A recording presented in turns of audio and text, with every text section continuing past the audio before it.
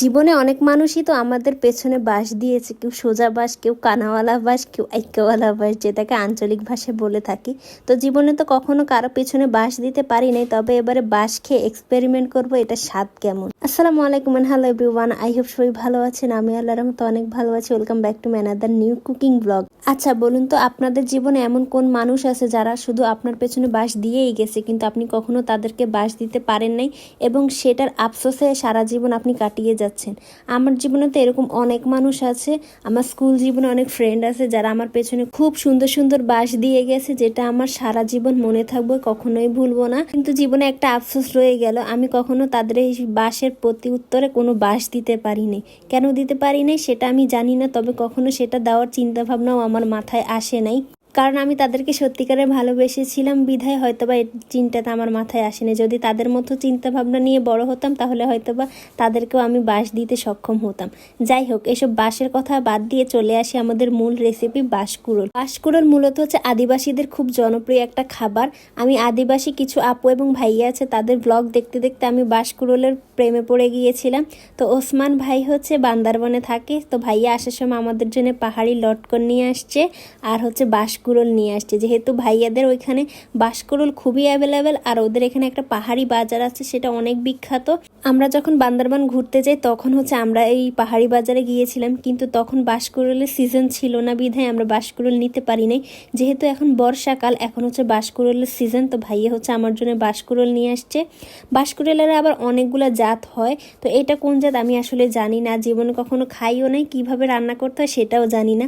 আদিবাসীদের আমি অনেকগুলো রান্নার রেসিপি দেখছি, ওরা হচ্ছে নাপ্পি দিয়ে খায়, যেটা আমরা স্বাভাবিক মানুষ খেতে পারবো না। যতই আপনি শুটকি লাভার হন না কেন বা শুটকি পছন্দ করেন, কিন্তু ওই মানে নাপ্পিটা খেতে গেলে না কেমন যেন একটা খারাপ লাগা কাজ করে। আমি ব্যক্তিগতভাবে খেতে পারি না। আমি যদিও অনেক শুটকি পছন্দ করি, তবে ওই নাপ্পিটা টেস্টটা আমি কখনোই নিতে পারি না এবং খেতে পারি না ভালোভাবে। তবে খেতে খেতে অনেক সময় অভ্যাস হয়ে যায়, তখন হয়তো বা ভালো লাগতে পারে। তো প্রথমে হচ্ছে ভাইয়া আমাদের জন্য বাঁশকুড়োলগুলো নিয়ে আসছিল, এগুলো অলরেডি ছুলানো ছিল।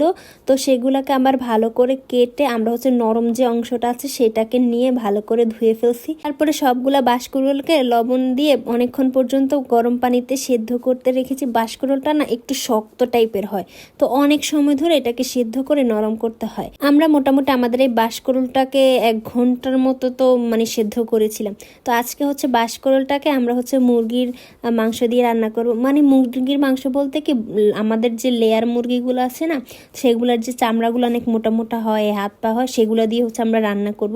যেহেতু এটা একটা এক্সপেরিমেন্ট রান্না, জানি না এটা স্বাদ কেমন হবে বা এটা খেতে কেমন। আর যেহেতু আগে কখনোই বাঁশকুড়োলটা খাইনি, তাই এটার এক্স্যাক্ট স্বাদ জানি না। তবে চিন্তা ভাবনা আছে যখন আবার বান্দরবানে যাব তখন হচ্ছে অথেন্টিক বাঁশকুড়োল যেভাবে রান্না করা হয়, আদিবাসীরা যেভাবে রান্না করে সেটা একবার ট্রাই করব, আর আমাদের বাঙালিরা যেভাবে রান্না করে সেটা হচ্ছে একবার ট্রাই করব। তাহলে আমি এটার ডিফারেন্সটা হয়তো বা বুঝতে পারবো। তো প্রথমে একটা পাত্রে হচ্ছে বেশি করে পেঁয়াজ কুচি দিয়ে পেঁয়াজ কুচিটাকে কিছুক্ষণ পর্যন্ত ভেজেছিলাম। তারপর গোটা গরম মশলা দিছি, তারপর এর মধ্যে আদা বাটা, রসুন বাটা, হলুদ গুঁড়া, জিরার গুঁড়া, লাল মরিচের গুঁড়া, ধনিয়ার গুঁড়া, এগুলো দিয়ে মশলাটাকে ভালোভাবে কষিয়ে নিছি। যখন মশলাটা অনেক ভালোভাবে কষানো হয়ে গেছে তখন হচ্ছে মুরগির চামড়া, হাড্ডি পাড্ডি এগুলো হচ্ছে দিয়ে দিছি। দিয়ে এটাকে হচ্ছে ভালো করে কষাবো। মানে মুরগির এই চামড়াগুলো আছে না, যখন 70% হয়ে যাবে তখন হচ্ছে আমরা বাঁশকুড়োলটাকে অ্যাড করবো। আর অলরেডি তো যেহেতু বাঁশকুড়োলটা আমরা সেদ্ধ করে নিছিলাম, তো বাঁশকুড়োলটা তো প্রায় রান্নার মতোই হয়ে গেছিলো। জাস্ট হচ্ছে মুরগির মাংসটার সাথে মিক্সড করে নিব। আর বাঁশকুড়োলটাকে না কাঁচা দেখতে অনেক বেশি সুন্দর লাগে। কাঁচা দেখতে যতটা বেশি সুন্দর লাগে, খেতেও মনে হয় যে অনেক বেশি মজা হবে। তো যেহেতু আমাদের এই মাংসটা রান্না হয়ে গেছে, তখন হচ্ছে আমরা এর মধ্যে বাঁশকুড়োলটা দিয়ে দিছি। আর এই বাঁশকুড়োলটাকে এখন হচ্ছে মুরগির মাংসের সাথে রান্না করব। তবে আজকে এই মানে রান্নাটা আমরা একটু শুকনা শুকনা করবো। শুকনা শুকনা করলে মনে হয় কি এটা খেতে অনেক বেশি মজা হবে। যেদিন আমরা বাঁশকুড়োলটা রান্না করছিলাম সেদিন হচ্ছে মেজপুদেরকে ডেকে নিয়ে আসছি, ফামিদ ফাবি, ওদের সবাইকে টেস্ট করানোর জন্য যে বাঁশ খেতে আসলে কেমন হয়। মাঝে মাঝে এরকম ডিফারেন্ট টাইপের রান্না করে খেতে বেশ মজা লাগে এবং খুব ভালো লাগে। আমি, ফামিদ ফাবি, আমরা তো অধীর আগ্রহে বসেছিলাম যে কখন রান্নাটা হবে, কখন আমরা টেস্ট করব আর এটা খাবো যে এটা মানে কেমন হয়েছে। আর দেখতে তো মানে অনেক বেশি লোভনীয় হয়ে গেছে, তাই আমাদের আর তর সইছিল না যে কখন এটা খাবো। তো অলমোস্ট হচ্ছে আমাদের রান্না হয়ে গেছে, আর দেখতে এত সুন্দর হয়েছে, খেতে অনেক বেশি টেস্টি ছিল। আসলে না বাঁশকুড়োলটা খেতে অনেক মজা, অনেক মজা। আমি খুব মজা করে খেয়েছিলাম, আর এটা সত্যি অনেক বেশি মজা। তো আজকের ভিডিওটা এই পর্যন্ত। আশা করছি ভিডিওটা আপনাদের সবার কাছে ভালো লেগেছে। সবাই ভালো থাকবেন, সুস্থ থাকবেন, আর আমাদের জন্য দোয়া করবেন। আল্লাহ হাফেজ।